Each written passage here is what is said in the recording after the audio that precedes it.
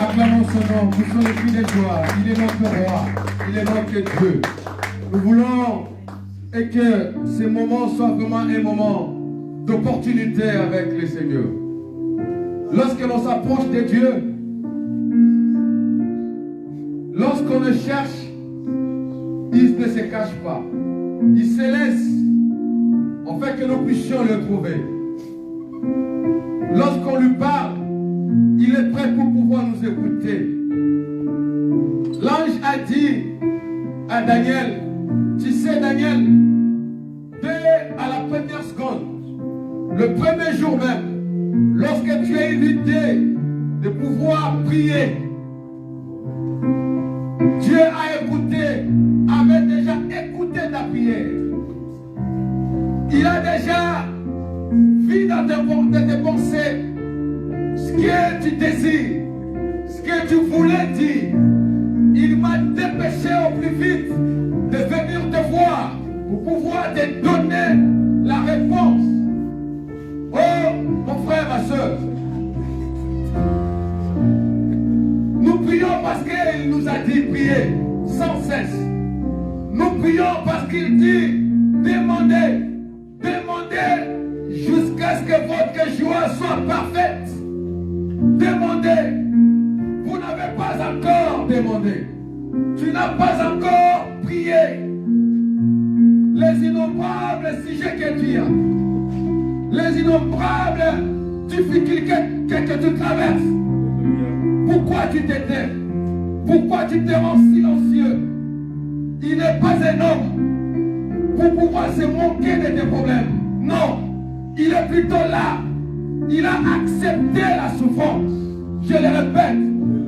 Il a accepté qu'il soit jugé. Alléluia. Même s'il était saint, dans son esprit, la seule personne ici sur terre qui n'a jamais connu l'iniquité, qui n'a jamais connu le péché, mais à cause de nous, il s'est dit, je vais y aller pour cette soeur, pour ses frères, que les hommes puissent me juger, que la justice de ce monde puisse le condamner.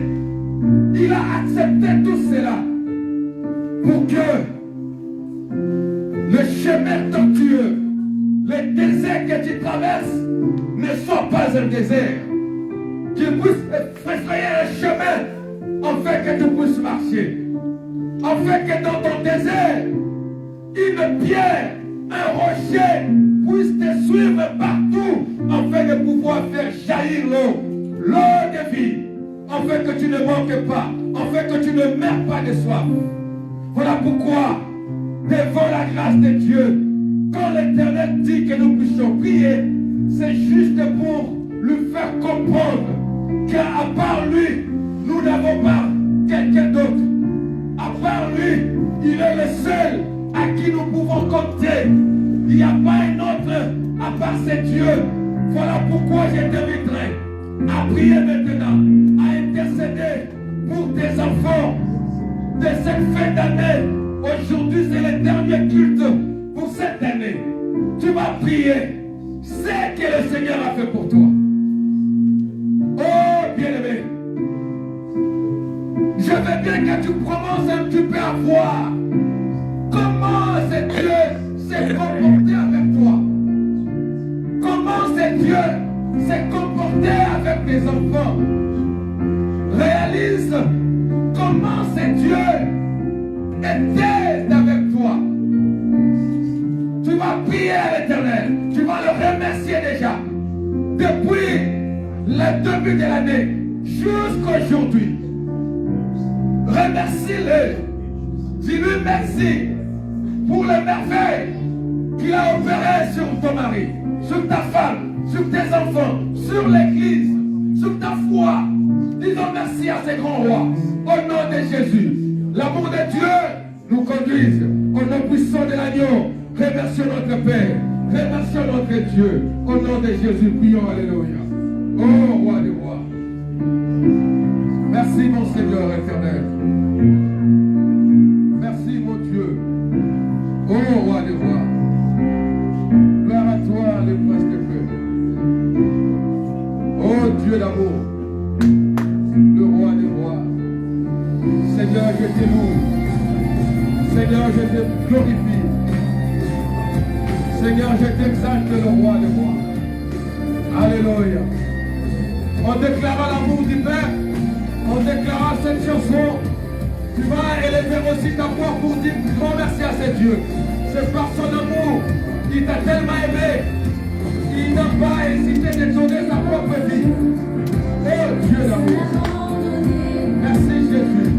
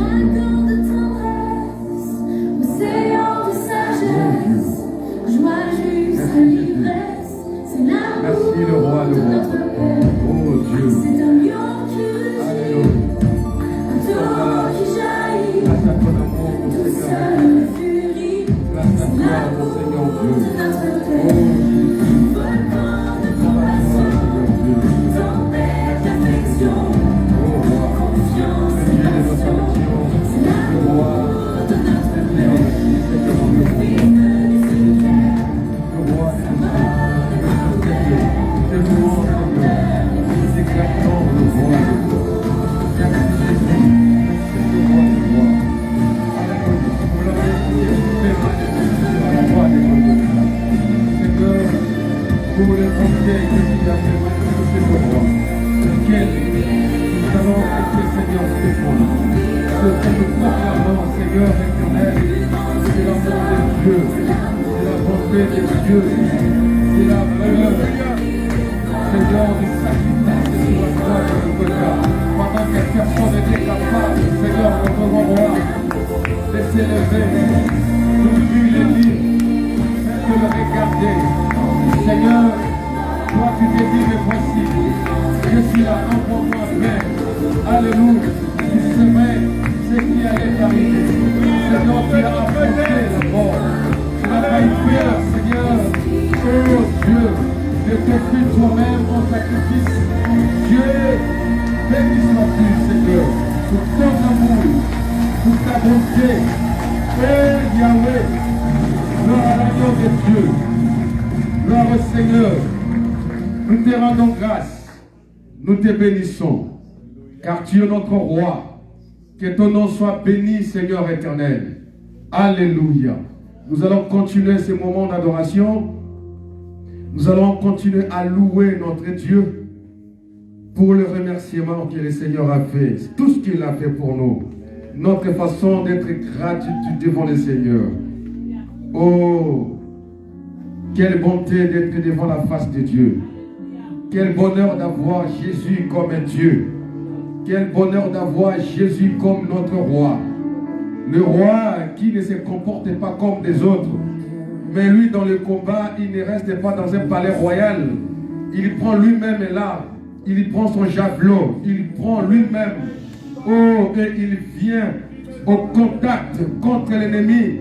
Il nous dit, nous le peuple, reculez. Mais lui, comme un véritable David, il passe devant nous pour pouvoir combattre. Et quand il sort vainqueur, il nous dit, c'est vous qui avez vaincu. C'est vous qui êtes plus que vainqueur. Oh, merci Jésus. Gloire à l'agneau de Dieu. Oh, roi. Nous continuons dans ces chansons d'adoration. Alléluia. La vie éternelle. Mon Dieu, tu es ici, oui, Seigneur. tu conduis mes pas, tu parles à mon âme. Mon Dieu, tu m'attires à toi, je ressens tes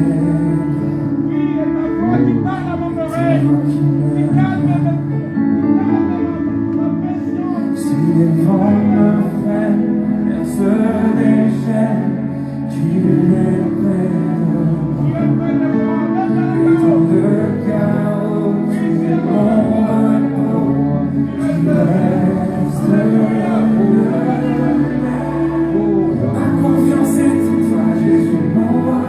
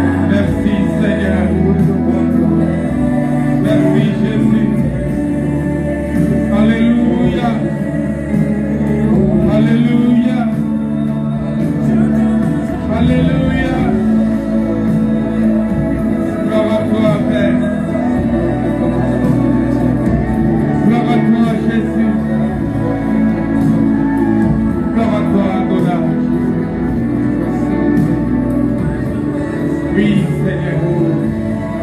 Merci. Notre Seigneur et notre Dieu. Adonai, tu es mon roi. Adonai, tu es notre maître. Adonai, nous te célébrons.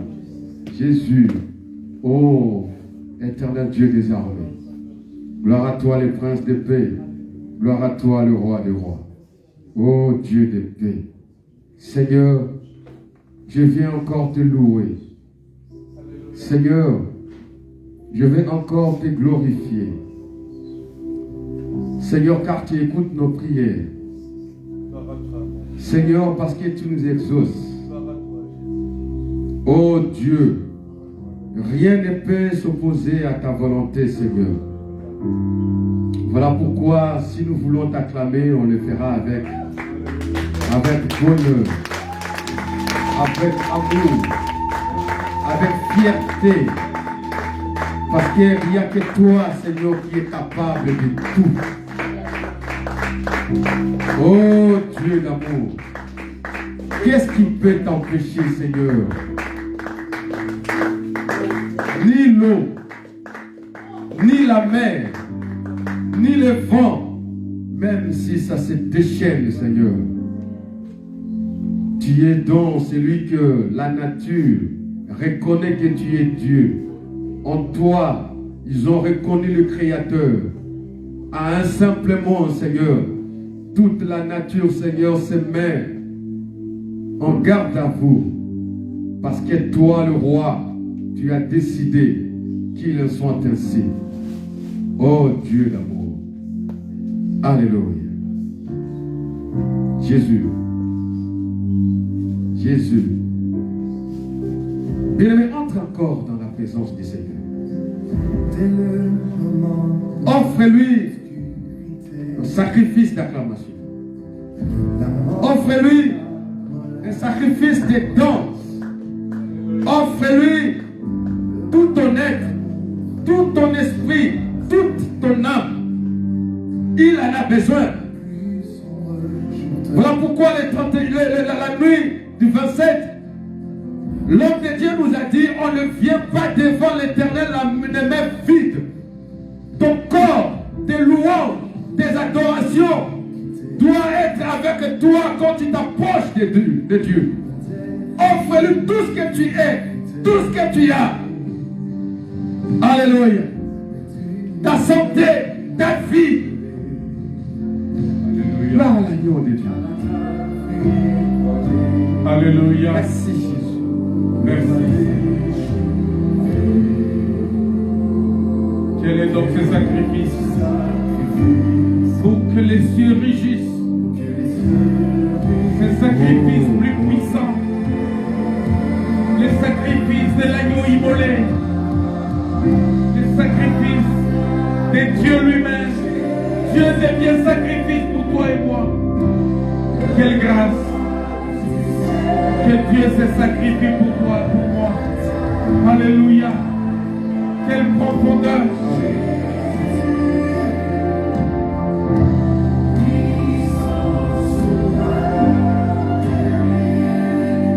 Alléluia.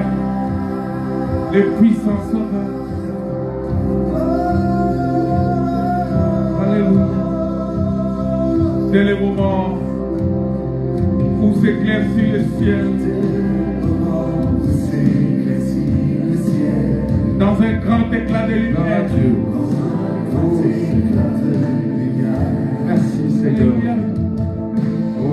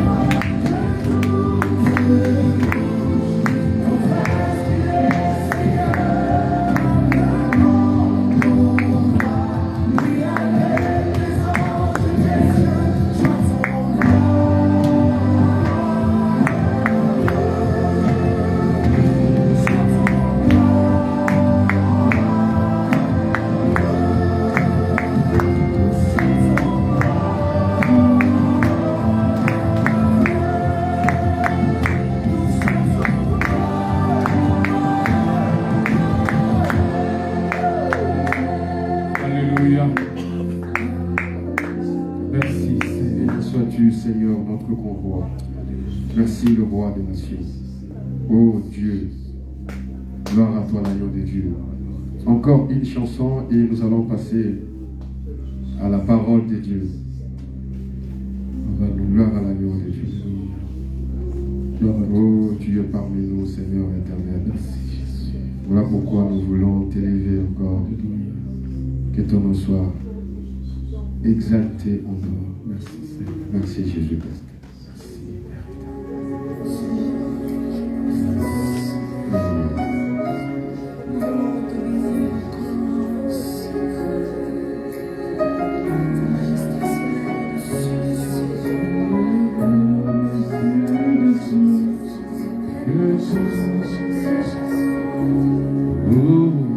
Ton nom est infiniment grand, Seigneur.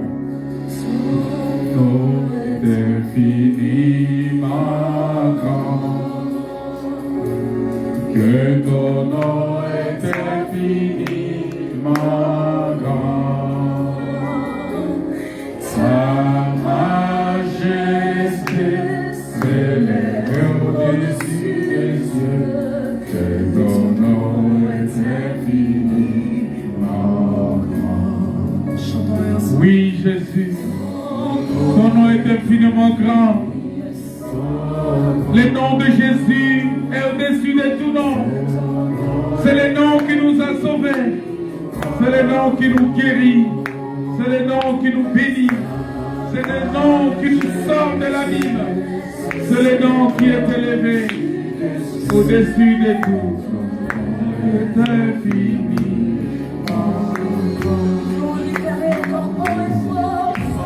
Nom est infini. Que ton nom est infini.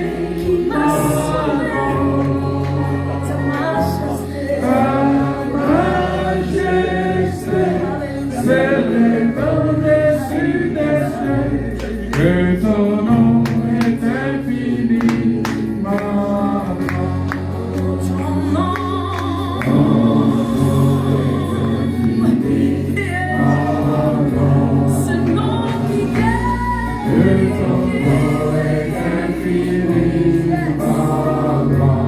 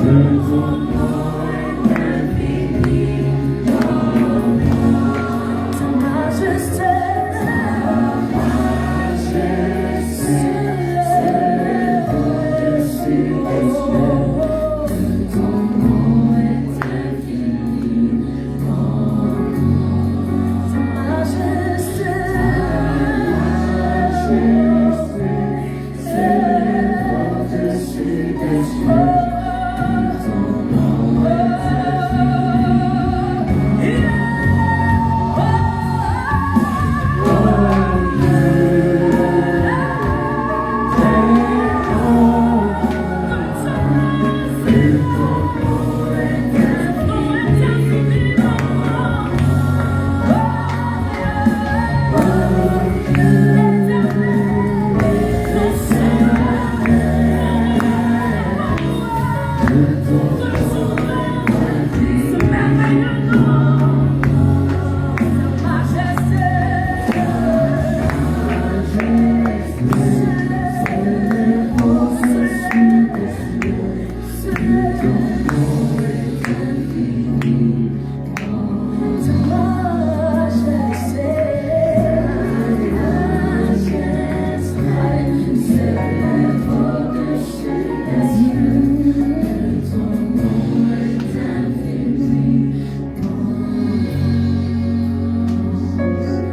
toi.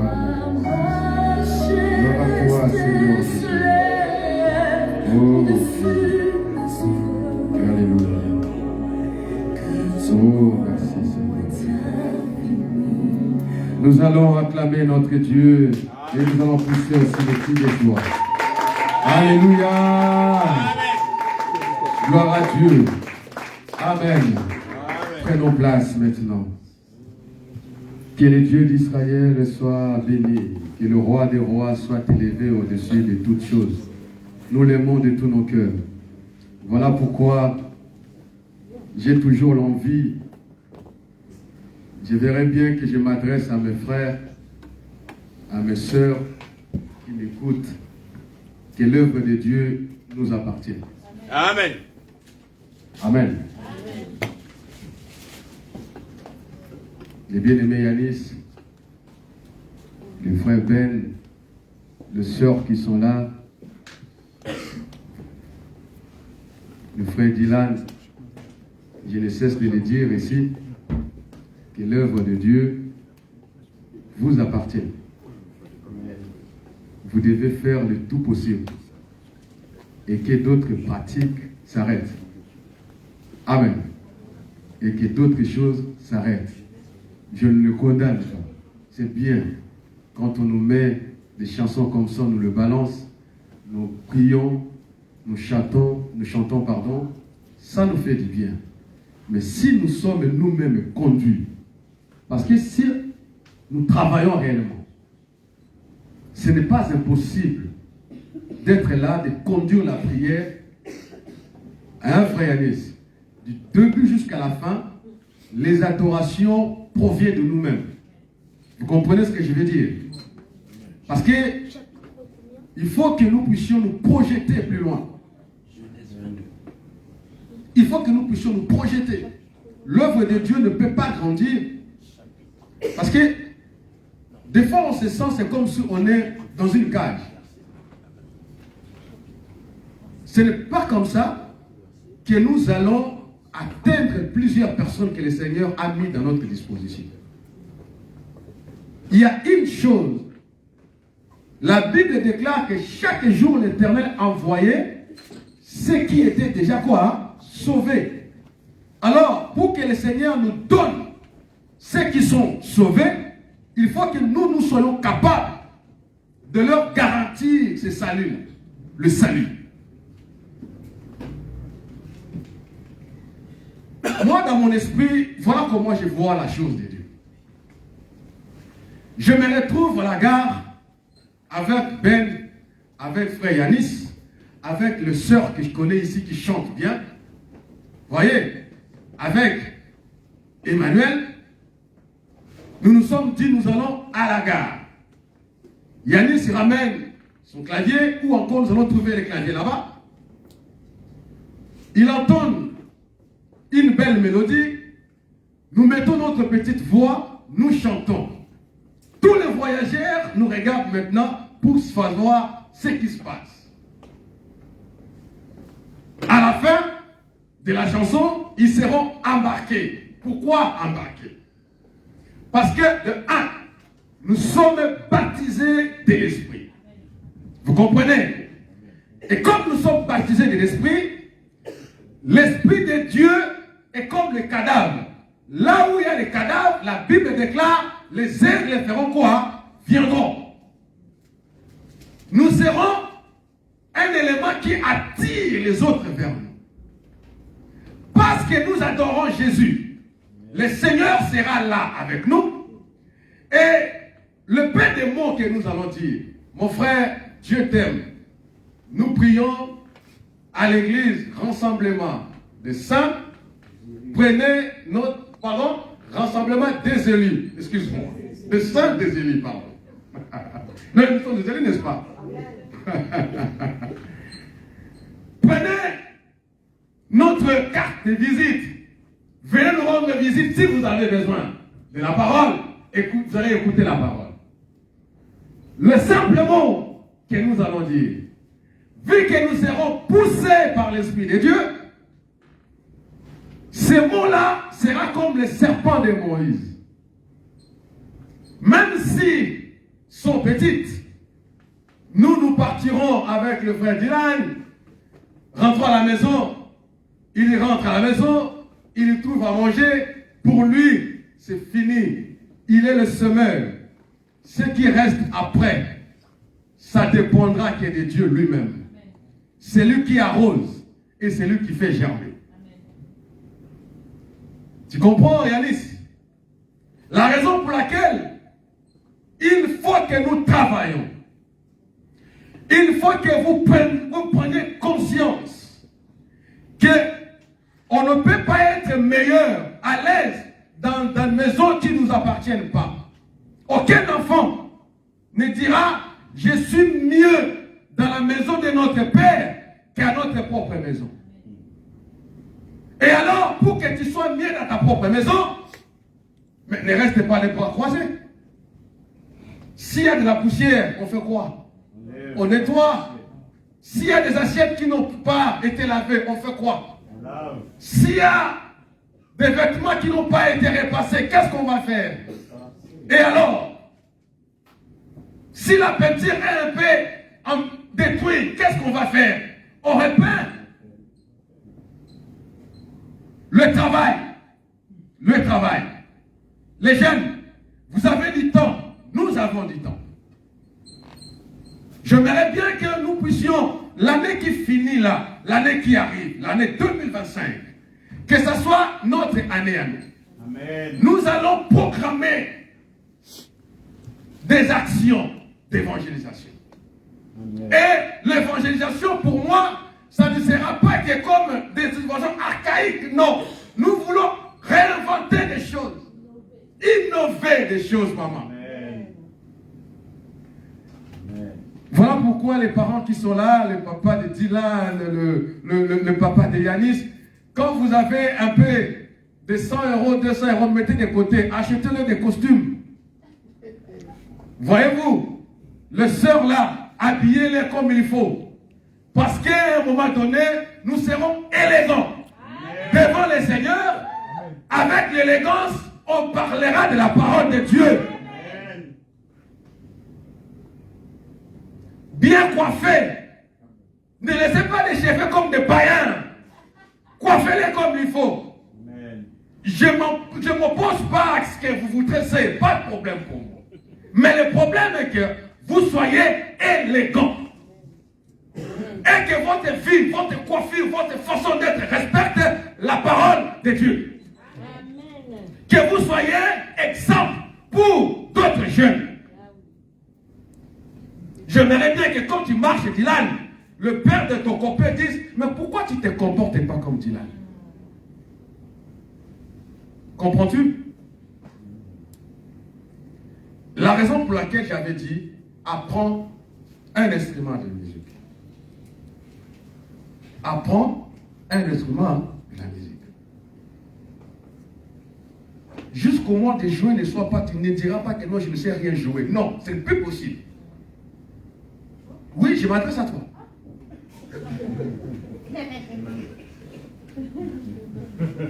Tu comprends? Hein, Dylan? Jusqu'au mois de juin, ne me dis pas que tu ne connais rien. Ce n'est pas possible. Au moins, la batterie, tu sais un peu te débrouiller. Au clavier, tu peux aussi te débrouiller. Le guitare, pareil. Il suffit d'avoir cette volonté. Et en plus, j'aimerais vous dire, dans les déserts, parce que Dieu a dit à Moïse, monte, je vais te donner la maquette. Je t'expliquerai comment tu vas construire le tabernacle. Moïse n'avait jamais vu le tabernacle avant. Dieu lui a donné. Et ceux qui sont restés au pied de la montagne n'avaient jamais vu le tabernacle. Mais il dit, fais appel aux hommes. Moi, l'Éternel lui-même, lui a donné l'intelligence d'appliquer tout ce que Moïse avait décrit. Les jeunes, j'aimerais bien qu'à la fin de la prédication ici, que le pasteur se lève va prier pour nous. Amen. Que le Seigneur vous donne l'intelligence.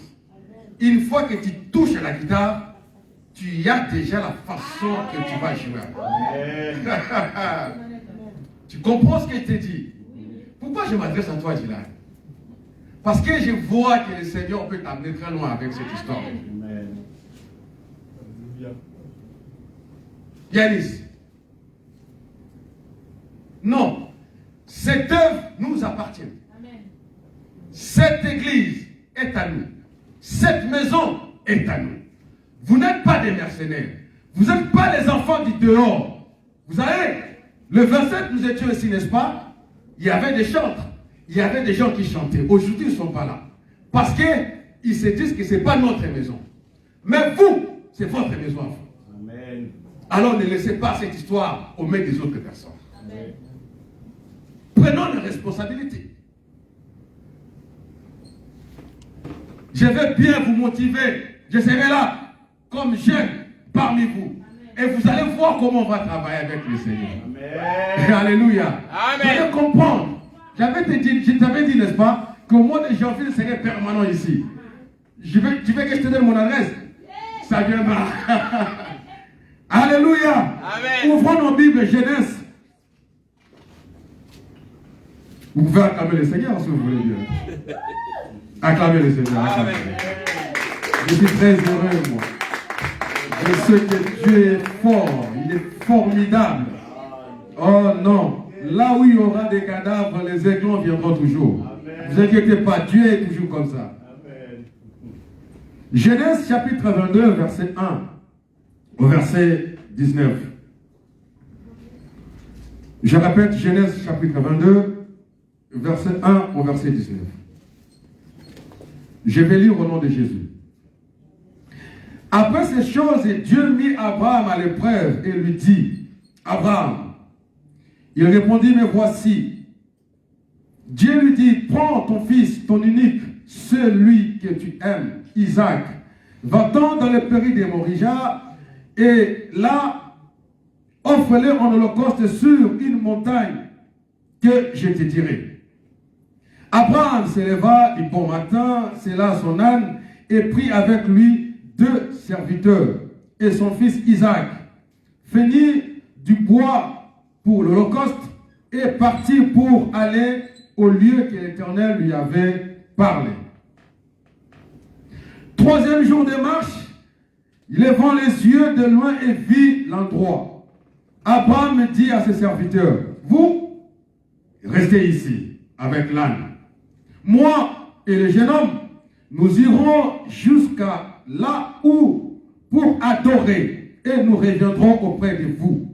Abraham prit le bois pour l'Holocauste et chargea sur son fils Isaac. Il porta dans sa main le feu et le couteau. Ils marchèrent tous deux ensemble. Alors Isaac parla à Abraham. Son père dit, mon père. Il répondit, mais voici.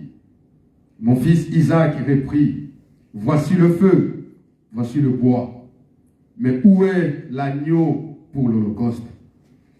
Abraham répondit, mon fils, Dieu se pourvoira lui-même l'agneau pour l'Holocauste. Ils marchèrent tous deux ensemble. Lorsqu'il fit arriver au lieu que l'Éternel avait dit, Abraham éleva un autel et rangeant le bois, il lia son fils Isaac et le mit sur l'autel par-dessus le bois. Puis Abraham étendit sa main et prit le couteau pour égorger son fils. Alors l'ange l'appela du haut des cieux. Abraham, Abraham. Il répondit, mais voici. L'ange lui dit, n'avance pas ta main sur l'enfant et ne lui fais rien, car je sais maintenant que tu crains Dieu et que tu n'as pas refusé à ton fils unique. Abraham leva les yeux et vit derrière lui un bélier étendu dans un buisson sur le corps. Abraham alla prendre le bélier, l'offrit en holocauste à la place de son fils. On va s'arrêter là. Amen. Amen. On peut acclamer Dieu. Amen.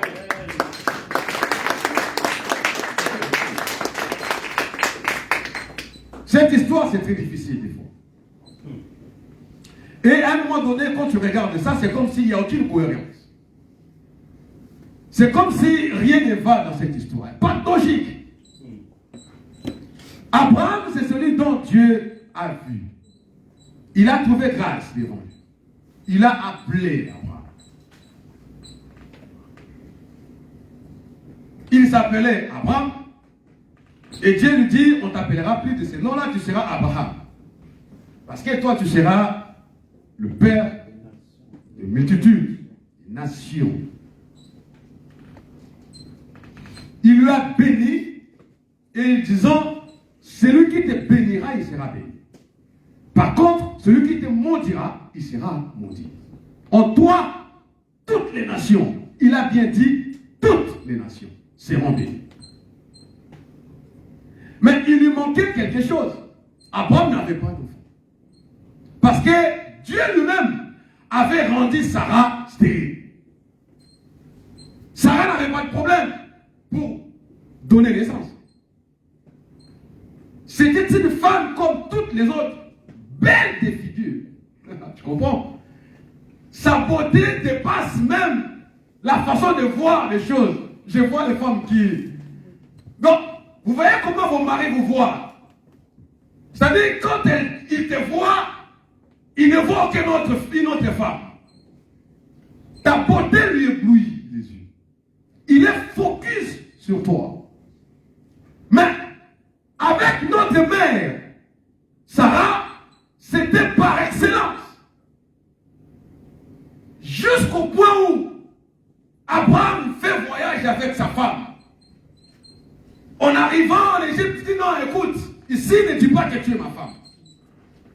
Dis que tu es ma soeur. Sinon, lorsqu'ils apprendront que tu es mon épouse, avec cette beauté, ça peut me coûter la vie. Dis-leur que tu es ma soeur.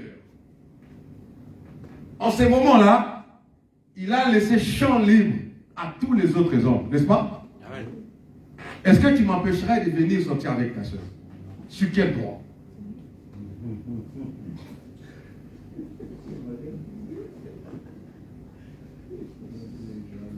Moi, j'ai envie de discuter avec toi. Les jaloux. Hein? Malheureusement, évidemment pas de mes soeurs. Tu ne veux pas avoir des mots de verre et tout ça, non. Abraham dit à sa femme, dis-lui, dis que tu es ma soeur. Dans cette histoire-là, à un moment donné, il y avait que Dieu qui pouvait intervenir pour que personne ne touche à Sarah. Parce que son mari avait déjà laissé la place. Et il y a aussi d'autres pasteurs qui disent qu'Abraham avait menti. Est-ce que c'est un mensonge? Non. Hein? Elle était réellement sa sœur. Le fils de mon père est ma sœur. Oui. Enfin, la fille de mon père est ma sœur. Oui. La demi-sœur.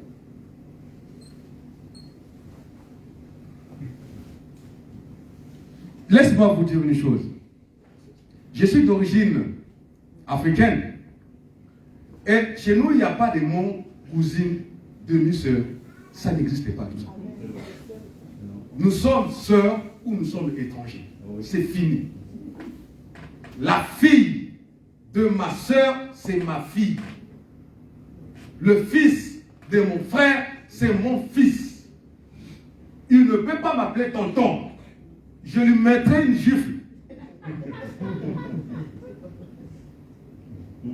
Et c'est comme ça. Ça dit que Sarah, Abraham avait raison de dire ça. Mais c'était une partie de vérité. Parce qu'il n'avait pas tout dit. Il a fallu tout dire. qu'en dehors de ça, Dieu ne la considère pas comme sœur, mais comme l'épouse. Et Dieu lui-même est venu, il a dit, je te rends maintenant infertile. Tu n'auras pas d'enfant. Jusqu'à ce que je décide d'avoir un enfant. La chose a commencé comme ça. Mais dans la vision d'Abraham, il ne savait pas ce qui se passait. Jusqu'à un moment donné, Dieu se souvient de lui. Dit, bon, je vais te donner un fils. Dans sa vieillesse. Le fils qu'on appelle Isaac.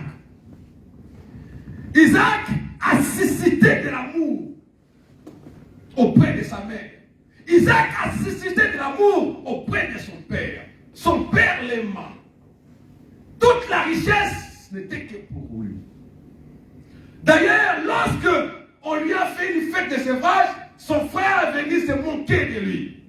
Sarah a dit non. Voilà pourquoi j'invite toutes les sœurs, les femmes ici, vous qui êtes là. La soumission n'est pas un défaut. Vous comprenez? Une femme qui est soumise, c'est une femme qui est capable de tout. Une femme qui dirige tout. Une femme qui contrôle tout. Tout, je dis bien tout. Abraham, sa femme dit, chasse l'enfant et sa mère. Je ne veux pas voir ici.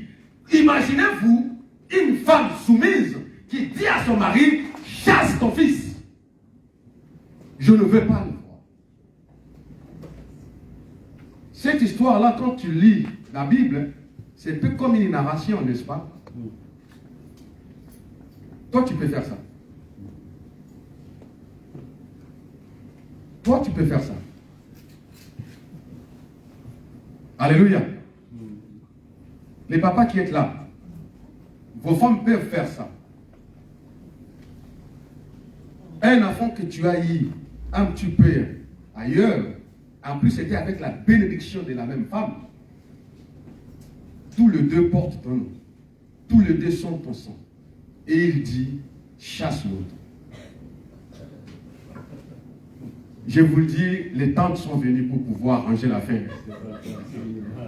Les tontons, les papas, les papas pour nous, tout, la famille s'est réunie pour essayer de discuter avec Sarah, le faire comprendre. Tu sais, ton mari, c'est un serviteur de Dieu. Si tu fais ça, ils diront qu'il prie un faux Dieu. Laisse seulement. Sarah a dit, niet. Soit il part, soit c'est. Ce n'est pas que ça faisait du plaisir à Abraham. À un moment donné, les filles en colère, il est parti. Lisez la Bible et rentrez dans le contexte de la chose. Mettez-vous à la peau de celui qui a fait cette histoire. Et jusqu'aujourd'hui, à un moment donné, il s'est dit, mais qu'est-ce qui se passe?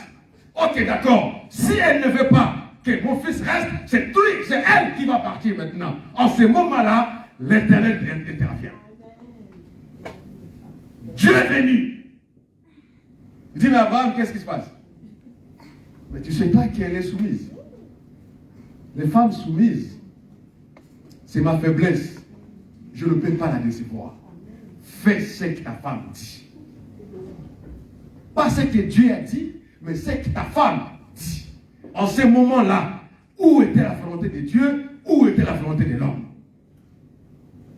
Ma soeur, la soumission n'est pas un défaut, c'est une qualité pour une femme. Soumettez-vous à vos maris. Soumets-toi. Respecte ton mari.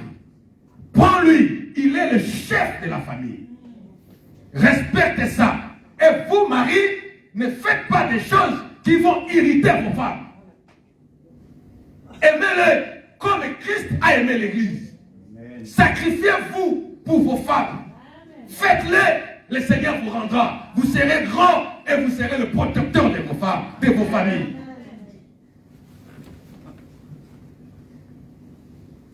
Isaac est resté seul, le seul héritier.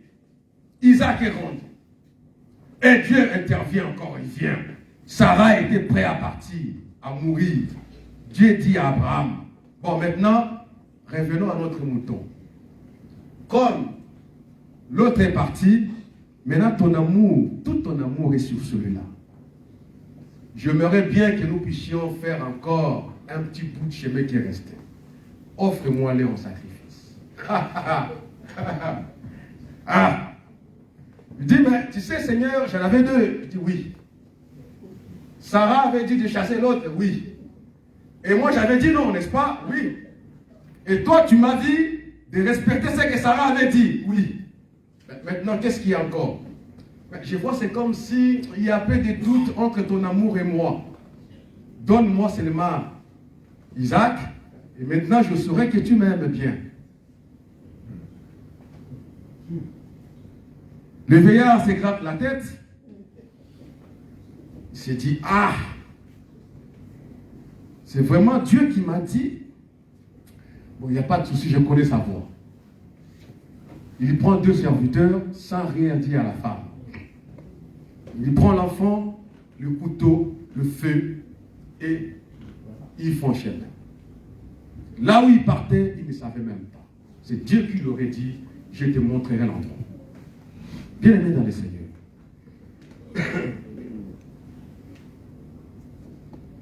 Dieu précise, offre-le-moi en holocauste. Holocauste, c'est quoi? Hein?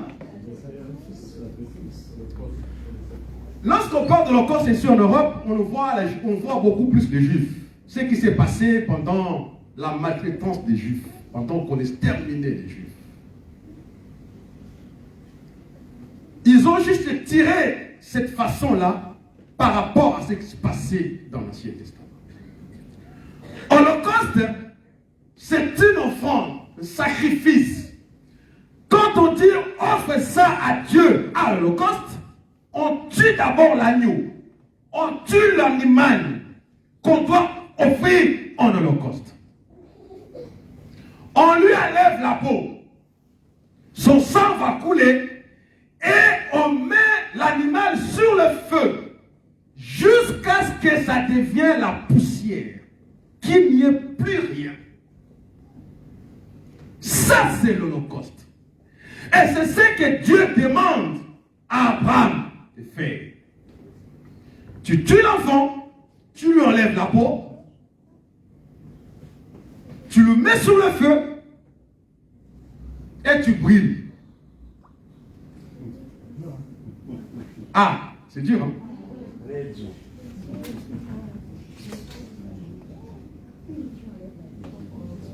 Tu brûles jusqu'à ce qu'il ne reste que la poussière.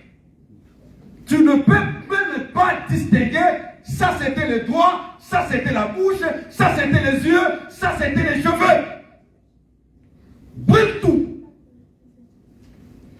C'est ce qu'Abraham était prêt à faire. Il a pris l'enfant, il est monté. Pendant 3 jours de marche, il se retrouve que le Seigneur dit, bon, ici, c'est là que tu vas faire ce que je t'ai dit de faire. Il appelle ses serviteurs, il dit, voilà pourquoi j'ai dit que c'était un langage, un dialogue de sourds. Personne ne comprenait ce qui se faisait. Même Abraham lui-même ne savait pas. Il appelle les serviteurs, dit, vous restez ici, je vais monter sur la montagne, je vais adorer Dieu. Dieu n'avait pas dit, viens m'adorer. Je vais adorer Dieu avec l'enfant et nous reviendrons avec l'enfant. Hébreux chapitre 11 nous dit qu'Abraham croyait à la résurrection, que l'enfant serait mort et il serait ressuscité pour revenir. Dans sa tête, c'était ça. Par la foi, c'était ça. L'enfant ne voyait pas ce qu'Abraham voyait. L'enfant pose la question à son père.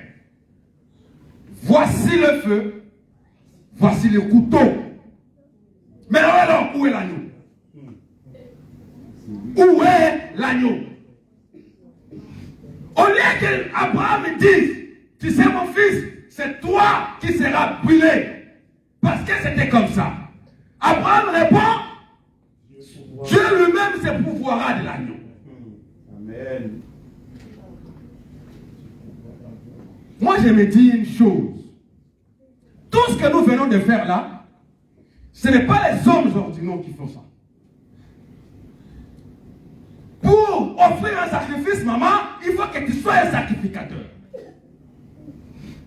Pour faire ça, devant l'autel de Dieu, il faut que tu sois habilité à le faire. Mais Abraham, qui était-il? Est-ce qu'il était sacrificateur? La question veut dire, où est l'agneau? Et alors, toi, es-tu sacrificateur pour pouvoir offrir un sacrifice? Un dialogue de sourds. Nous allons juste adorer. et nous allons revenir. On arrive sur la montagne. Abraham construit un hôtel. Il bâtit un hôtel. L'endroit, il prépare le feu et autres. Et en même temps, il prend l'enfant, il ligote, il met sous le feu. Qui t'a dit de faire comme ça? Ça ne se fait pas comme ça. Il lève la main pour tuer. C'est par là. Le véritable roi descend comme un éclair. Arrête-toi, Abraham. Laisse. J'ai quand même compris que tu me crains. Voilà pourquoi laisse l'enfant. Ce n'est pas ce qui a été demandé. La question qui a été posée, c'était la question, il fallait donner d'abord la réponse, la bonne réponse. Isaac dit, où est l'agneau? L'holocauste, on le fait pour être agréable à Dieu. Quand on offre un holocauste, on veut que le Seigneur te justifie de quelque chose. Que tu sois agréable devant Dieu.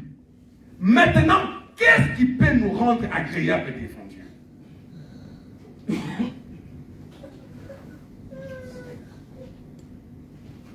L'agneau, personne n'a donné la réponse à Isaac. Les années se sont écoulées. Les prophètes sont venus. Ils ont commencé à parler. Ils ont commencé à prophétiser. Personne n'a donné la réponse à Isaac. Où est l'agneau pour pouvoir offrir les sacrifices? Où est l'agneau? Les prophéties ont donné. Les enseignements ont passé. Les hommes ont succédé. Les sacrificatifs se sont aussi passés. Les années tout entières, les générations. La question était restée intacte. Personne n'avait la réponse à la question. Où était l'agneau? Nous avons vu le feu. Nous avons vu le couteau. Nous avons vu l'autel. Nous avons vu la montagne. Mais il nous manque quelque chose. Où est l'agneau? L'agneau. C'est-à-dire que la seule personne qui avait compris cette histoire, ce n'était que Isaac. Abraham se précipite. Je vais offrir un sacrifice. Qui es-tu pour offrir un sacrifice? Qui es-tu, Abraham? Qui t'a établi sacrificateur?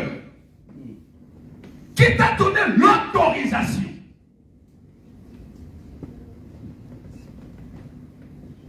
Que le Seigneur nous regarde avec ses yeux miséricordieux.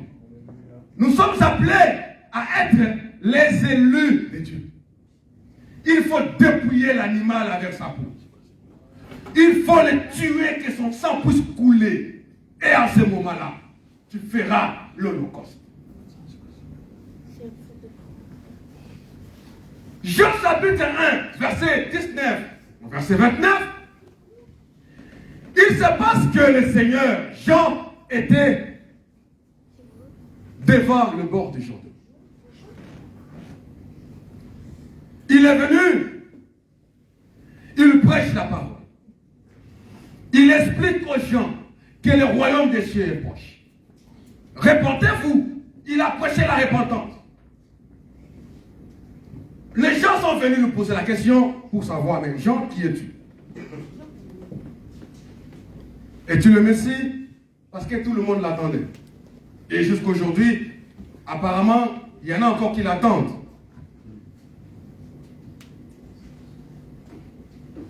Les gens nous ont posé la question pour savoir si c'est toi qui es le Messie. Jean dit non, je ne suis pas le Messie. Alors, tu es un prophète? Non, je ne suis pas un prophète. Alors, il faut qu'on donne au moins la réponse à celui qui nous a envoyé. Qui es-tu? Il dit non, moi, je suis plutôt la voix. Une voix, oui, je suis la voix. Comment ça? Il y a une voix qui crie dans le désert. Alléluia. Ils étaient à Jourdain, n'est-ce pas? Jourdain, ce n'est pas désert. J'ai dit, dans le désert, il y a une voix qui crie. Répentez-vous, car le royaume des cieux est proche. Cette voix-là, je suis cette voix qui crie dans le désert. Au moment où il parlait, il n'était pas dans le désert. Et alors, qui criait dans le désert? Si Jean n'était que la voix, on peut la dissocier de la personne qui parle. Mais qui criait alors dans le désert? Le pouvoir se préparer.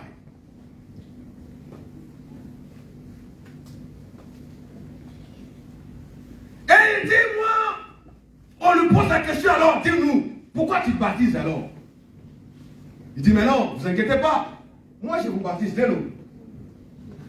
Parce que le fait de baptiser veut dire, je pardonne tes péchés. Mais les scribes connaissent bien ce que ça veut dire pardonner le péché. Les pharisiens, les sacrificateurs connaissaient bien ce que ça veut dire pardonner le péché. On ne peut pas pardonner le péché si tu n'es pas le Messie, ou encore si tu n'es pas un Dieu. Les pharisiens, lui, il a répondu, je vous baptise que de l'eau. Mais il y a quelqu'un qui vient après moi. D'ailleurs, il m'a déjà précédé. Lui, je ne suis même pas digne d'ouvrir les lacets de ses chaussures. En même temps qu'il parlait, les gens venaient se faire baptiser. Et le Seigneur aussi vient parmi cette foule. Quand tu vois Jésus venir, il dit, ben voilà, Isaac a trouvé sa réponse. Alléluia. Amen. C'est lui l'agneau de Dieu qu'Isaac a cherché depuis longtemps. C'est lui l'agneau de Dieu que l'humanité n'avait pas la réponse. C'est lui l'agneau de Dieu. C'est lui qui ôte le péché de l'humanité. Alors, regardons comment il est mort. Comment il fut écrasé. La Bible déclare dans Ésaïe chapitre 53. Il dit ceci. Nous l'avons vu comme un homme abandonné. Dédaigné de tous. Cependant, il faut que l'agneau soit chargé de quelque chose. Le problème avec l'humanité, papa, c'était que aucun homme n'était digne devant Dieu. Aucun homme, commençant par Abraham lui-même, n'était digne devant le Seigneur. Si Dieu lui dit, offre-moi Isaac en sacrifice, parce qu'il voulait que Abraham soit digne devant lui. Mais est-ce que Isaac était aussi lui-même digne d'être offert en sacrifice? Il s'est lui-même extirpé de la mort. Ce n'est pas moi, papa. Ce n'est pas moi, Abraham. Ce n'est pas moi qui va te rendre juste devant Dieu. Même si tu me tues, même si tu m'offres en sacrifice, en holocauste, ça ne changera rien. Voici le feu, voici le couteau. Mais il n'y a pas l'agneau. Le sacrifice ne peut pas être fait comme ça. Au lieu que l'Éternel même donne la bonne réponse à Abraham, à la place de l'agneau, on lui montre un bélier.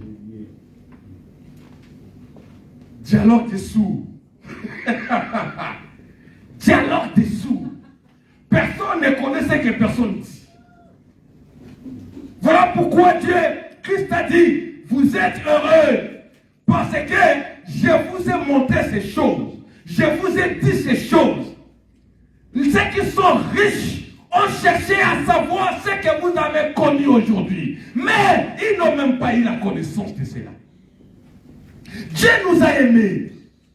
Ce que nous avons touché aujourd'hui, bien-aimés de le Seigneur, Dylan, les aïeux ont cherché à savoir ça. Les aïeux ont cherché à connaître cela. Ils n'ont pas connu. Le Fils de l'homme, celui qui est mort et ressuscité. Voici l'agneau. Voici Jésus, celui qui ôte le péché de l'humanité. Celui qui enlève le péché. Nous avons dit ici, il faut qu'on tue l'agneau plutôt, on lui déploie de sa peau. C'est ce qui s'est passé avec Jésus sur la croix de Golgotha. Vous comprenez? Avant qu'il soit mort, on lui a enlevé ses vêtements. On lui a enlevé sa tunique.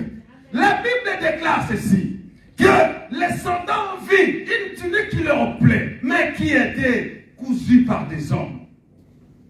Ils se sont dit, ça, on va se le partager. Il faut que je garde en moi aussi que l'idée, j'avais vu le Christ mourir. Ah, ils se sont partagés. ils ont de servantes tuniques, où il n'y avait pas de couture. La Bible déclare, en cette époque-là, il n'y avait pas une, comment dirais-je, les techniques de coudre comme ça. Une tunique du haut en bas, il n'y a pas de couture. Aujourd'hui, avec l'intelligence artificielle, je ne sais pas si on peut faire ça. Mais à l'époque, ce n'était pas ça. Les soldats se sont dit non, non, ça, on ne peut pas déchirer ça. Tirons au sort. Tirons ça au sort. Alléluia. Amen. Il y en a beaucoup qui se disent serviteurs de Dieu. Pas de problème. Ils ont pris peut-être un bout de ces vêtements qui étaient déchirés. Voilà pourquoi, malheureusement, ces jours-là, ils viendront. Je prêche à ton nom. Je guéris à ton nom. Je chasse les démons à ton nom. Tout ceci prouve que l'homme est serviteur de Dieu. Tout ceci confirme que celui-là est serviteur de Dieu. Il prêche au nom de Jésus. Il chasse les démons au nom de Jésus. Qu'est-ce que vous voulez d'autre? Mais lui-même dit non, non, non, non, non, non. Je ne vous l'ai jamais connu. Allez loin de moi.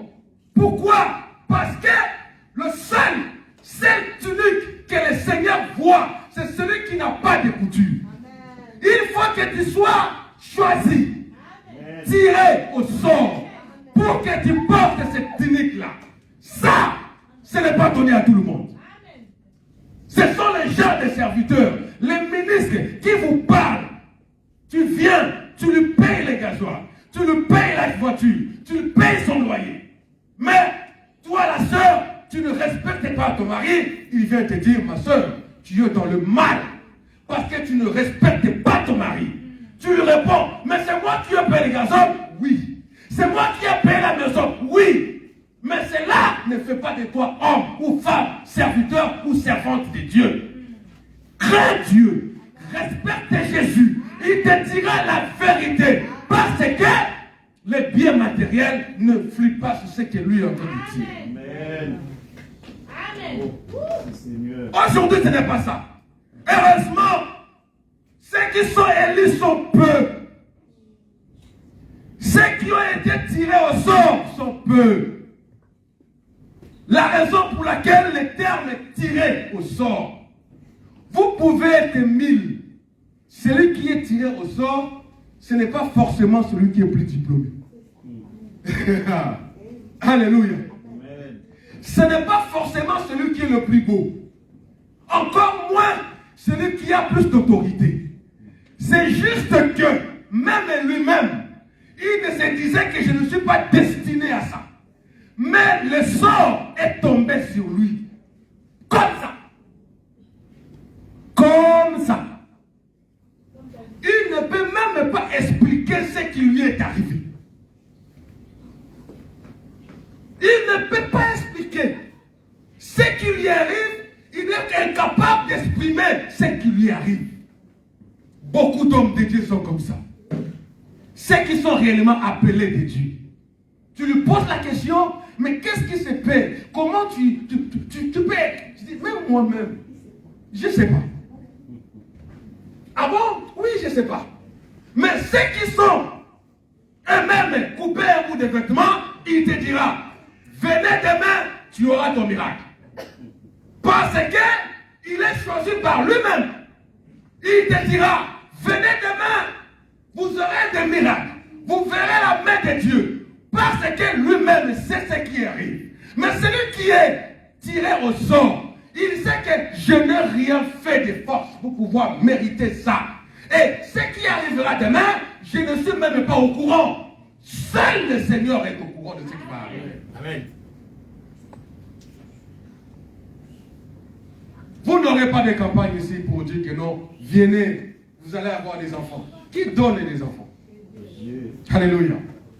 Est-ce que celui qui te dit vous aurez des enfants, il avait consulté Dieu? Et si parmi ces femmes-là, il y a Sarah qui vient, Dieu lui-même lui a rendu infertile.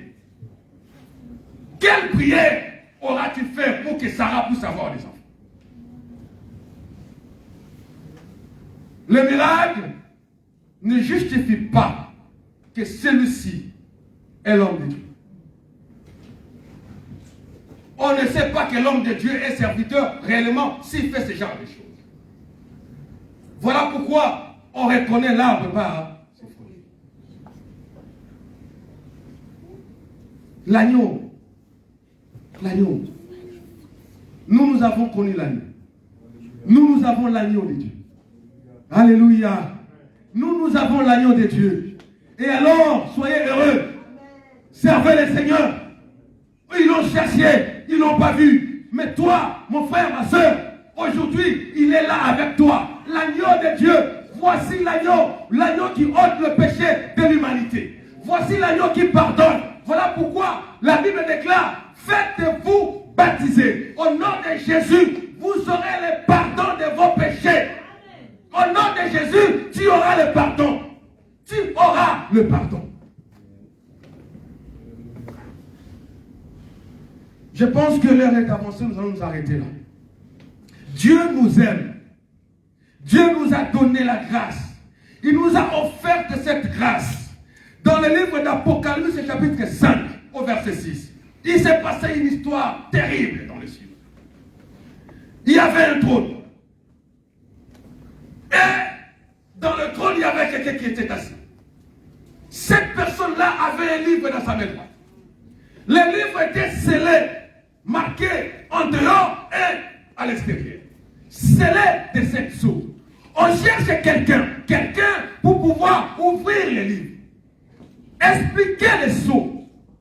La Bible déclare dans les cieux, sur la terre, sous la terre, personne, aucun être humain, aucun être astral, dans les cieux.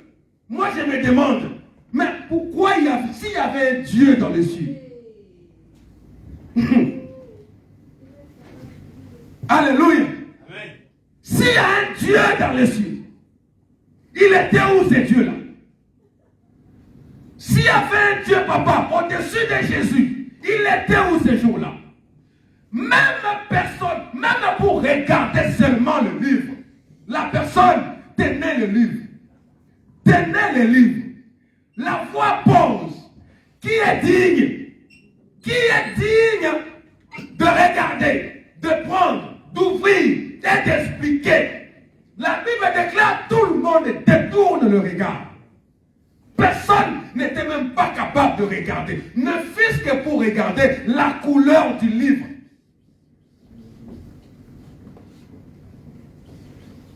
Sans l'agneau, nous allons pleurer. Sans l'agneau, nous allons mourir. Sans l'agneau, nous ne sommes rien. Jean a compris ça. Il a commencé à pleurnicher. Il a commencé à pleurer. L'autre vient, l'un des quatre est venu. Il dit non, ne pleure pas, Jean, ne pleure pas. Il y a les lions de la tribu de Juda. Lorsqu'il s'est levé, au lieu qu'il voie les lions de la tribu de Juda, il a vu un agneau.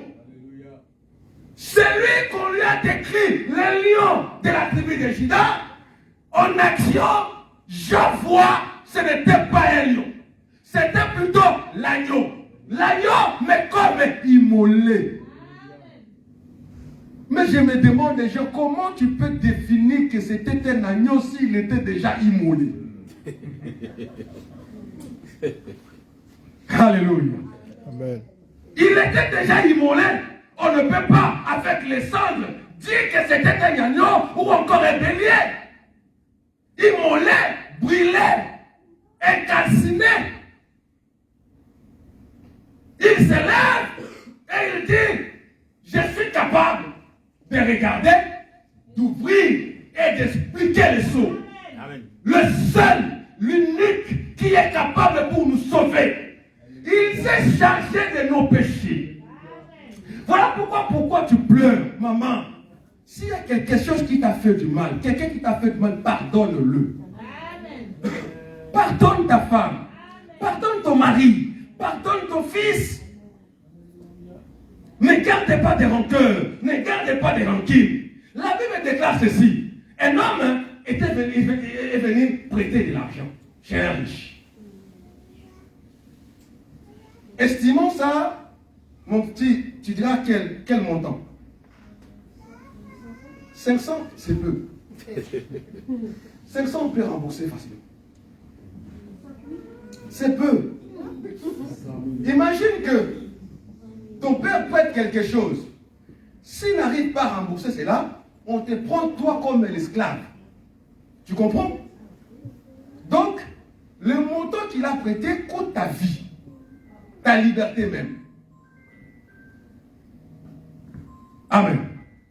Je ne sais pas si c'est moi. Ah, quoique ce n'est pas bon d'avoir le téléphone devant. Amen. Amen. Il vient, il dit, maître, je n'ai pas pu rembourser. Est-ce que tu ne peux pas me pardonner? Il dit, bon, ok, d'accord, je te pardonne. Je te pardonne. Pendant qu'il demandait pardon, les serviteurs étaient là. Tout le monde était là. Il y avait des témoins. Et l'homme est parti parce qu'il était pardonné. Il n'avait plus de quoi à rembourser. Il n'y avait plus de dette. Sa dette était épochée. C'est fini. Il arrive, il quitte cette ville, il arrive presque vers Rouen, il voit un autre frère qui avait sa dette. Lui, il avait, je ne sais pas combien de milliards. La dette de son frère lui coûtait, par exemple, 500 €. Il lui colle à la chemise. Il dit, aujourd'hui, si tu ne me payes pas, tes enfants seront mes esclaves. Donne-moi mon argent. Or, lorsqu'il est parti, il y avait aussi d'autres gens qui le connaissaient là-bas. Ils ont dit, mais toi, tu viens d'être pardonné à cause de ce que tu avais prêté chez les barons, n'est-ce pas? On dit, ok, d'accord, laisse-le faire ce qu'il est en train de faire. Il a menacé, il a tabassé, il a fait tout ce qu'il pouvait faire. On rapporte la nouvelle à celui qui lui avait pardonné. Il dit, mais regarde, celui que tu avais pardonné là-bas, c'est ce qu'il a fait. Il dit, ah bon? Ah bon?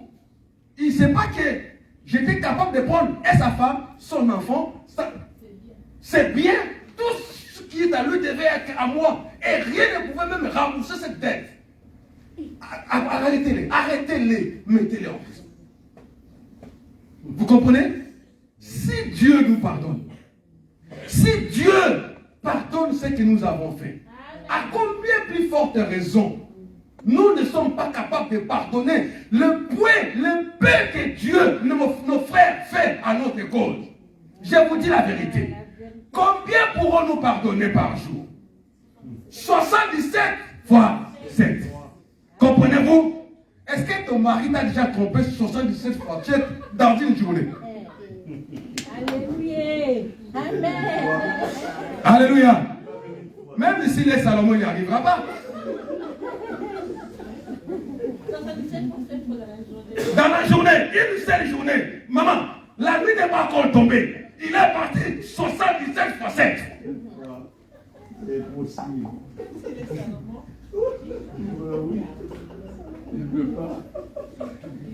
Mais tu n'arrives pas. Un péché qui a tiré 20 ans en arrière. Tu les traînes avec toi. Je vais te dire ceci. 2025, ne rentre pas avec ça. Laisse. Dépose ça devant Jésus. Dépose ça. Rentre dans ta vie conjugale comme il faut.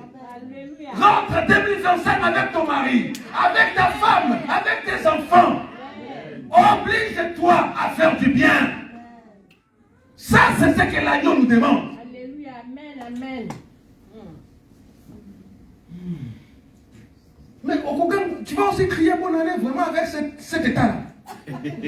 Je ne sais pas pourquoi je suis arrivé là-bas, excusez-moi. Hein? Amen. Alléluia.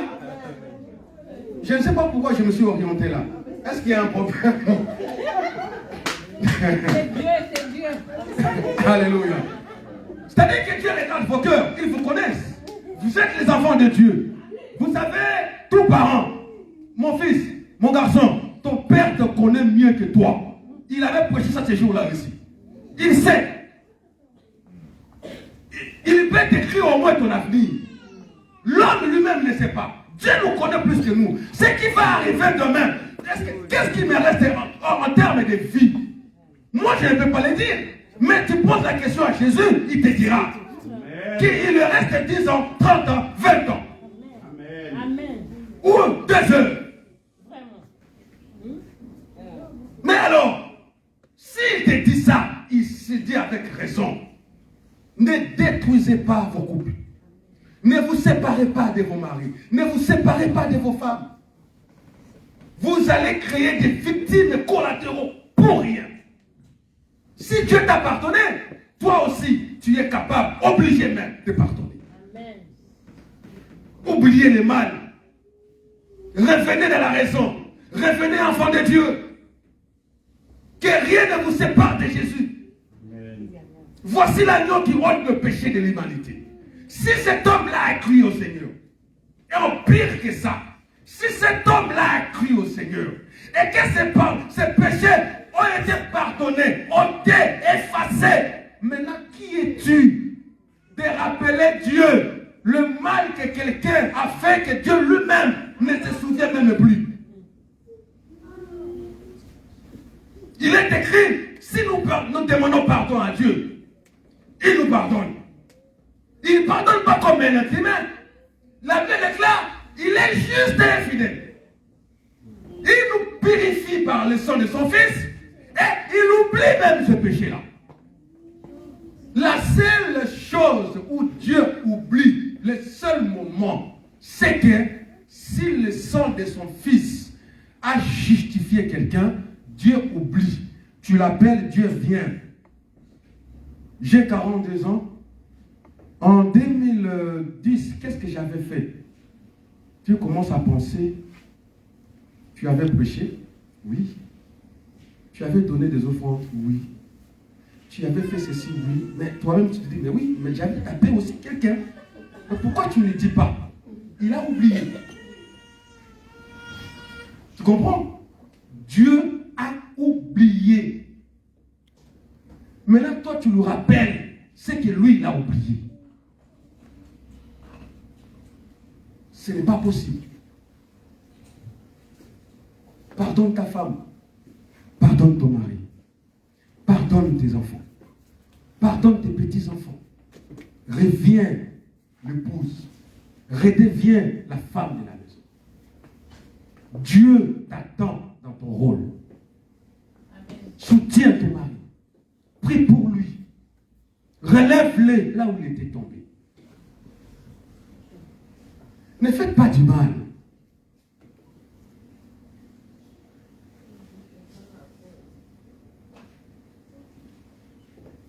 Que l'amour de Dieu inonde vos cœurs. Que l'amour de Dieu inonde nos vies. Au nom puissant de Jésus-Christ. Amen. Amen. Éternel Dieu, je te rends grâce. Je te bénis pour ces moments merveilleux. Bénis tout échantillon de nous qui a écouté cette parole. Que cette parole produise en nous, Seigneur, le fruit de la repentance. Et que cette parole nous fasse comprendre que tu es notre seul Seigneur et souverain. Nous voulons te suivre, Père éternel. Nous voulons te servir. Que cette église, Seigneur, apporte la lumière là où elle est et partout où nous partirons. Au nom de ton Fils Jésus, nous t'avons ainsi prié. Amen. J'invite le pasteur lorsqu'il s'approche. Nous acclamons très, très, très fort le Seigneur. Béni soit le Seigneur.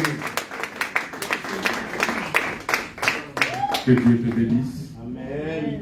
Nous bénissons le Seigneur pour ces messages que nous avons écoutés.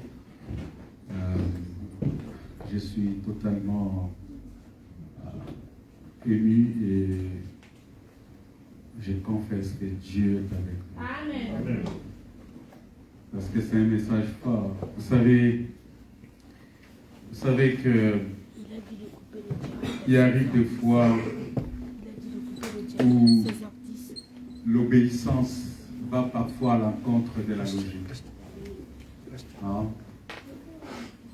L'obéissance, la soumission va parfois à l'encontre de la logique. C'est-à-dire que tu te soumets à Dieu et Dieu te demande de faire quelque chose qui n'est même pas réel, qui n'est même pas logique, mais tu es obligé de le faire. Dieu demande à Abraham de prendre son fils et de lui offrir un sacrifice.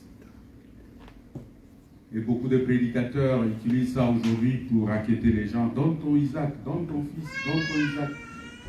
Mais Abraham n'a jamais donné son Isaac. Isaac n'était pas parti. Isaac, il est revenu avec son Isaac. C'est-à-dire quand tu dis à Abraham, tu dis à un frère, donne ton Isaac à Dieu. Ça veut dire que tu lui dis de ne même pas donner. Parce qu'après tout, il va rentrer avec ça. Les prédicateurs qui prêchent ça pour demander aux gens, parlez de l'offrande, enseignez sur l'offrande. Ne dites pas que donner Isaac veut dire donne l'offrande. Non, c'est faux. Parce que quand tu me dis, donne-moi ton Isaac, mon Isaac, ce n'est pas l'argent. Parce que mon Isaac, c'est ma vie. C'est ma vie. Parce que l'argent n'est pas ma vie. La voiture que j'ai là n'est pas ma vie. Ma vie. La maison n'est pas ma vie. Tu me demandes de donner ma maison, mais je te donne ma maison, je deviens locataire et je vais continuer à vivre. Mais Isaac, ça veut dire que je dois donner ma vie. Et cette obéissance-là n'est pas donnée à n'importe qui. Une obéissance qui va à l'encontre des convictions. Parce qu'Abraham, certainement, avait une conviction, et vous savez que Abraham, toutes les promesses d'Abraham étaient dans ces fils-là. Dieu a traité une alliance avec, si vous lisez Genèse chapitre 17, vous voyez que Dieu a traité l'alliance avec Abraham, et toutes les convictions, tous les plans d'Abraham, de Dieu pour Abraham, étaient liés à ses fils. Et Dieu va lui demander de sacrifier ses fils-là. Ça veut dire que Dieu lui-même voulait arrêter l'accomplissement de cette alliance-là. Vous voyez, c'est pourquoi je vous ai dit que certaines obéissances va même de fois à l'encontre de la logique. Et Abraham a obéi. La Bible dit Abraham crut en Dieu et cela lui fit imputer à justice. Et vous allez comprendre que c'est quelque chose d'extraordinaire. Et personne ne voyait ça. La seule personne qui a vu ça, c'est Jean qui est venu voir. Parce qu'on cherchait l'agneau, on a cherché l'agneau. Le prédicateur a été tellement explicite qu'il nous a démontré par la parole de Dieu que depuis Abraham jusqu'à aujourd'hui, on continue à chercher l'agneau. Même Abraham n'avait pas trouvé l'agneau. Abraham lui-même n'avait pas trouvé l'agneau parce que quand Dieu lui a dit d'arrêter de sacrifier son fils, il a tourné le regard, il a vu un bélier. Il n'a pas vu un agneau. C'est-à-dire, il a pris le bélier, il a sacrifié. Donc Abraham, il est mort, il continue toujours, même dans sa tombe, à chercher l'agneau. Il continuait toujours à chercher l'agneau. Les prophètes sont venus après lui. Élie est venu, il cherchait toujours l'agneau. Moïse cherchait l'agneau. Tous les prophètes. Jusqu'à Jean. Vous savez pourquoi Dieu dit que de tous les prophètes, c'est Jean qui est le plus grand prophète? Parce que c'est lui qui a trouvé l'agneau. C'est lui qui a vu l'agneau. Voilà pourquoi la Bible dit qu'il est le plus grand de tous les prophètes. Parce que c'est lui qui a vu l'agneau. Il a touché l'agneau. Il a lavé l'agneau. Vous voyez? Parce que l'agneau qui devrait être offert, vous savez quand Abraham a amené son fils, Abraham n'a pas lavé son fils.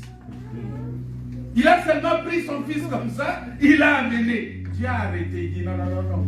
Avant que ce sacrifice soit offert, avant que cet agneau soit offert, il faut d'abord laver l'agneau.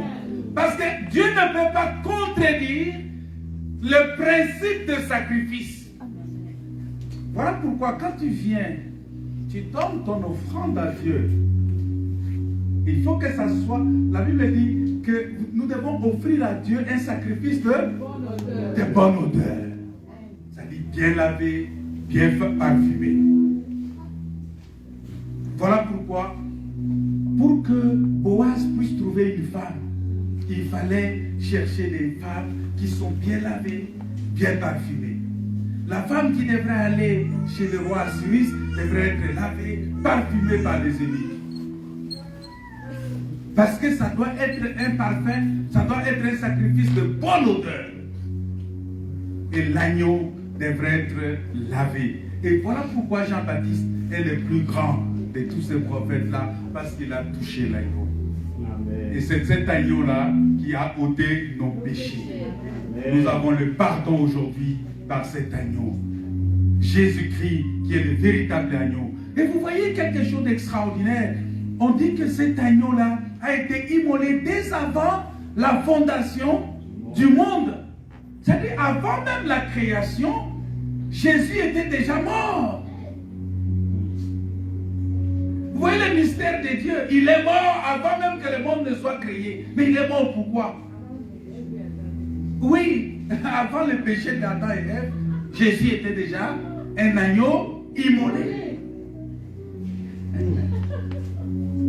Voilà pourquoi Dieu n'avait pas d'autre choix que de pardonner Adam, que lui faire le vêtement de la peau de l'agneau. Où est l'agneau? Bien-aimé, si tu as trouvé l'agneau, tu es le plus heureux. Amen. Tu es pardonné. Amen. Tu es justifié. Tu es glorifié. Voilà pourquoi, de manière symbolique, puisque nous allons rentrer dans 2025, je pense que ce sera mercredi, c'est ça? Oui. Hein? Théoriquement, selon les hommes. En 2025, c'est mercredi, on va rentrer. 2025, ça va commencer mercredi. Est-ce que tu as trouvé l'agneau? Hein? Est-ce que tu as trouvé l'agneau? Je veux vraiment que tu vois si tu as trouvé l'agneau. Est-ce que tu as eu le pardon des péchés? Est-ce que tu es pardonné, ma soeur chérie? Est-ce que tu pardonnes aussi? Voilà. Il faut pardonner. Il faut pardonner. Il faut pardonner. Est-ce que tu pardonnes? Toi, oui.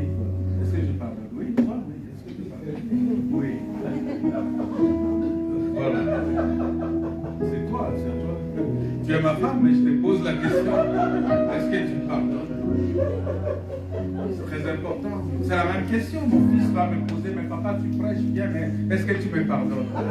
Et lui-même, il a la réponse. Il sait, je le pardonne. Est-ce que tu pardonnes? Ma soeur Sylvia, est-ce que tu pardonnes à ma fille qui est à côté de toi là? Celle qui est juste à côté de toi. Celle qui est juste là à ta droite là. Est-ce que tu lui pardonnes? Oui, les enfants vont dire, mais papa, pardonne-moi, remets-moi le téléphone que tu as confisqué. C'est ça. Parce que c'est comme ça qu'ils vont demander le pardon. Ils vont dire, tu m'as pardonné, bon, remets-moi mon téléphone. Mais si on te remet ton téléphone, est-ce que toi tu seras soumis à tes parents? Oui. Est-ce que tu vas respecter les principes établis? Parce que après les dieux des cieux, ton père est ton Dieu. Tes parents sont tes dieux ici. Est-ce que tu sais ça? Un enfant qui n'écoute pas son père, c'est un enfant qui vit sous la malédiction. Ça, je vous dis.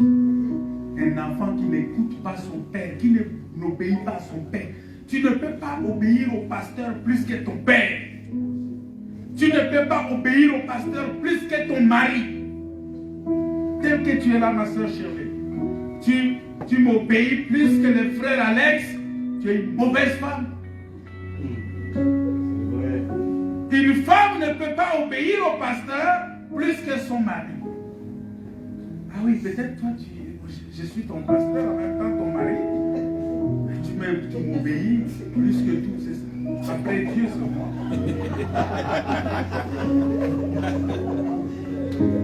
C'est ça la vérité. Il y a une sorte de rébellion qui se développe aujourd'hui dans le monde. Où les pasteurs deviennent de plus en plus, ils prennent la place qui ne leur est pas due. Je suis pasteur, j'enseigne la parole de Dieu, mais je ne peux pas interférer dans ton mariage. C'est pourquoi un pasteur ne peut pas marier les gens. Non. Les gens se marient et on présente leur mariage devant l'église. Mais le pasteur ne peut pas marier les gens. Parce que c'est le père qui marie sa fille. C'est ce que dit la Bible. Où est l'agneau? Est-ce qu'en 2025, tu vas continuer toujours avec les absences du culte? avec des retards dans le culte? Hein? Est-ce qu'en 2025, celui qui a trouvé l'agneau va toujours être absent, va toujours venir en retard, va toujours... Il faut qu'on t'appelle. Parce qu'il y a une habitude en Europe. Tu sais, nous, je m'excuse, moi je suis un fils d'un paysan et puis je le dis toujours, je suis le fils d'un paysan, je suis un bon villageois. Chez nous, au village, on n'appelle pas les gens pour venir à l'église. Parce que quelqu'un qui croit, quand il croit, il est convaincu. C'est-à-dire que quand tu crois en Dieu, c'est pourquoi j'aime beaucoup la foi de nos paysans.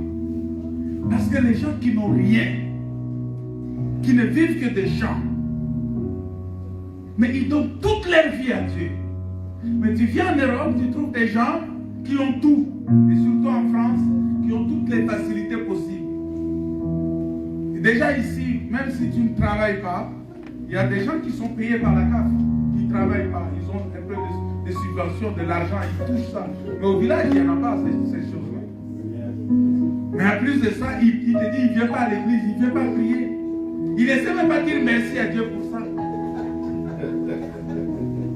Moi, je connais au village les gens qui font des routes, des kilomètres pour aller à l'église, à pied. Mais ici, les transports, il y en a partout. Et quelqu'un va te dire, oh non frère, vraiment, je ne peux pas. Le transport en commun, c'est difficile pour moi. Reste à la maison, c'est pas grave. Dieu viendra te chercher à la maison et tu connaîtras ton sort. Si tu dois aller au ciel, sans la parole, c'est que Dieu là nous a menti. Nous devons honorer Dieu. Alléluia. Amen. Où est l'agneau? Où est l'agneau? Tu as trouvé l'agneau? Celui qui a trouvé l'agneau, il est pardonné. Je vais prier pour vous. On va prier. Aujourd'hui, c'est le dernier dimanche, c'est ça, non? Oui. Alors, je peux parler jusqu'à dépasser l'heure. Le culte finit à 16h. Ça, je le sais. Mais aujourd'hui, c'est le dernier dimanche. On va prier. On va se mettre debout pour prier. On va se mettre debout pour prier. J'aimerais vraiment qu'on prie le Seigneur.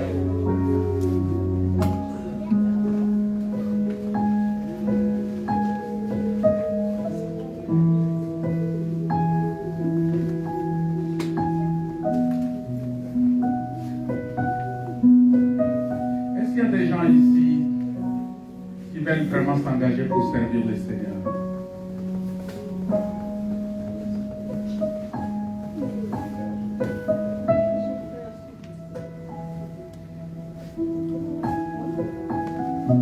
S'il y a des gens qui veulent s'engager pour suivre le Seigneur, venez ici devant. Dans n'importe quel domaine que vous voulez, dans l'évangélisation, dans la chorale, dans les services, dans l'église.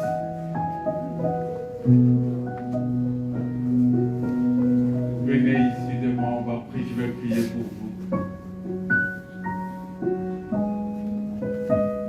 Je bénis beaucoup le Seigneur pour cet enfant qu'il a.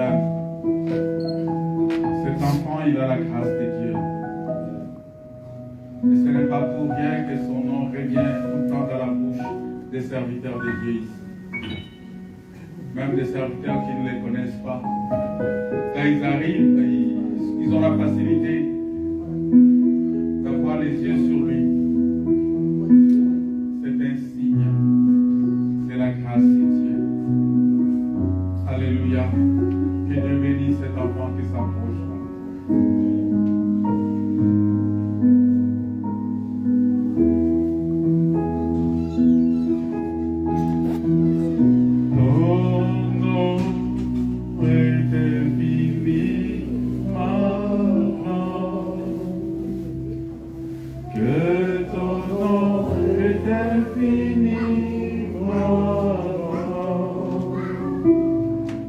La majesté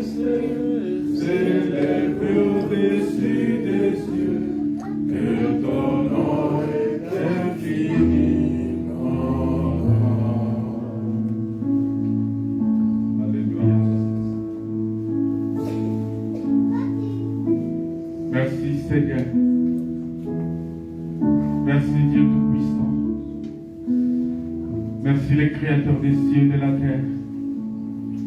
Merci pour ces frères qui sont sortis, ces sœurs qui sont sortis, qui se sont engagés devant toi, Seigneur. Et dans tes saintes mains de grâce, manifeste ta puissance et ta gloire. Touche à leur vie, Seigneur. Touche à leur vie.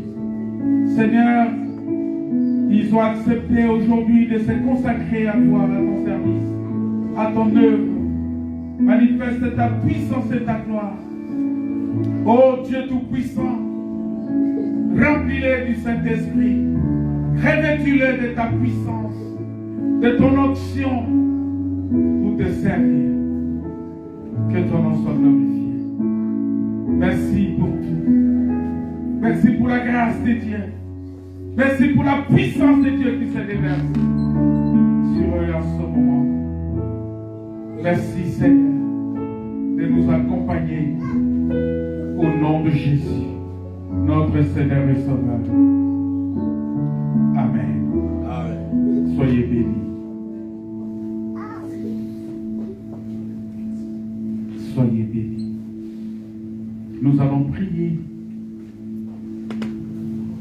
Parce que vous savez que nous, on n'aura pas cette veillée-là que les gens appellent la veillée de traversée.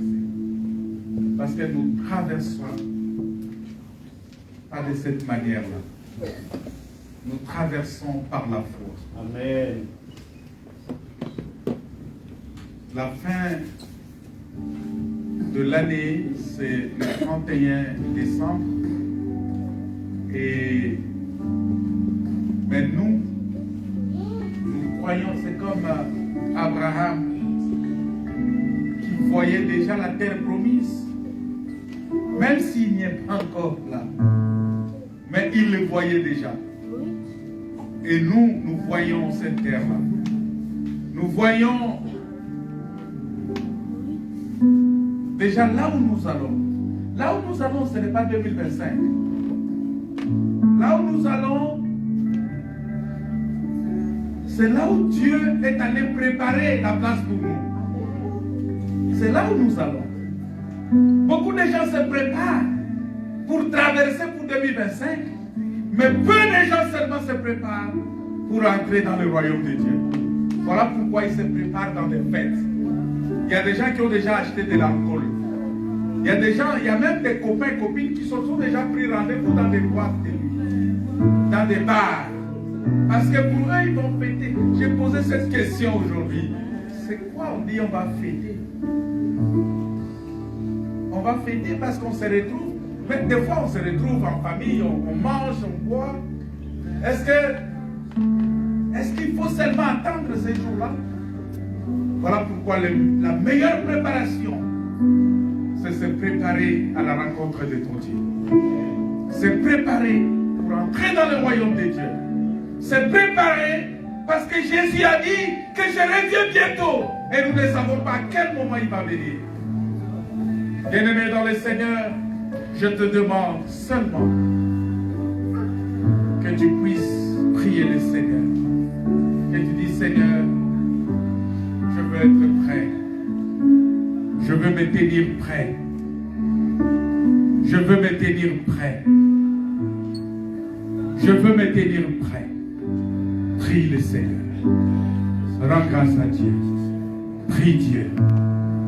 Prie Dieu. Dis-lui, je veux me tenir prêt. Au nom de Jésus. Parce que le Seigneur peut venir à n'importe quel moment. Ton 2025, c'est le royaume des cieux. J'aimerais que le 2025 pour toi soit le royaume des cieux. Parce que la Bible dit, cherchez premièrement le royaume des cieux et sa justice. Et tout le reste vous sera donné. Que ton 2025 soit la vie éternelle. Soit le royaume des cieux. Au nom de Jésus. Seigneur, bénis ton peuple. Bénis cette église. Bénis ces frères et sœurs qui sont là aujourd'hui. Bénis, Seigneur, ce peuple qui s'est consacré à toi. Au nom de Jésus, notre Seigneur et Sauveur. Amen. Est-ce qu'on peut acclamer le Seigneur? Alors, comme annonce, je vous dis que nous allons faire des prières matinales et le mercredi, on va avoir une prière matinale aussi, hein, de 6h à 6h30. Ça sera 30 minutes de prière qu'on va faire le mercredi. Faites un effort. Même si vous avez passé la nuit, je ne sais pas que vous allez faire des réveillons comme vous voulez le faire, mais à 6h, s'il vous plaît, connectez-vous parce qu'on va faire une prière.